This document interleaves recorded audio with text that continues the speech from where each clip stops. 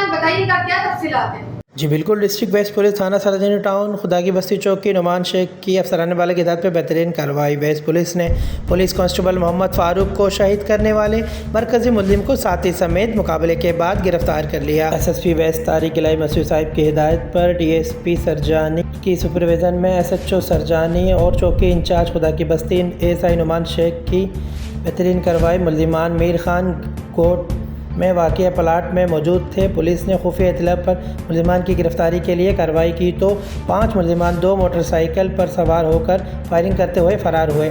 Police کی حکمت عملی سے جوابی فائرنگ کے نتیجے میں ملزمان کی ایک موٹر سائیکل کے ٹائر پر گولی لگی اور گرنے پر 2 ملزمان کو گرفتار کر لیا گیا۔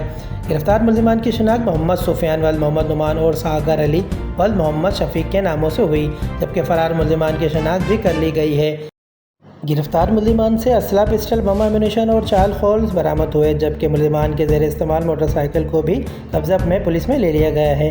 گرفتار ملزمان محمد سفیان نے انکشاف کیا کہ مورخہ 19 مئی 2025 کو 2 وارداتیں کرنے کے بعد فرار ہوتے ہوئے کنیز فاطمہ میں پولیس اہلکاروں سے آمنا سامنا ہوا۔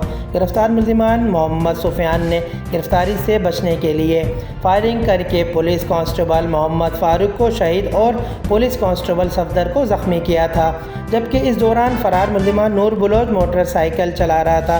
گرفتار ملزمان محمد سفیان نے ہی مورخہ 8 مئی 2025 کو میر خان گوڈ میں موٹر سائیکل سوار ماموں اور بانجے کو واردات کی کوشش کے دوران فائرنگ کر کے ماموں اور غلام اکبر کو قتل اور بانجے محمد کلیم کو زخمی کیا تھا۔ گرفتار ملزمان محمد سفیان نے دوران انٹروگیشن بھلا دونوں وارداتوں کا اعتراف کرتے ہوئے دونوں جائے وقوع کی درست نشاندہی بھی پولیس کو کروائی۔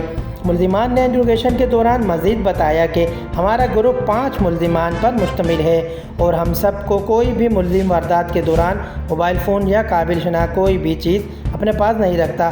گرفتار ملزمان کے خلاف ضابطے کے تحت مقدمات کا اندراج کر کے تفتیش کا آغاز کر دیا گیا ہے، جبکہ فرار ساتھی ملزم کی گرفتاری کے لیے کارروائیاں جاری ہے۔ Report Adnan Ghori, K6 news, Karachi.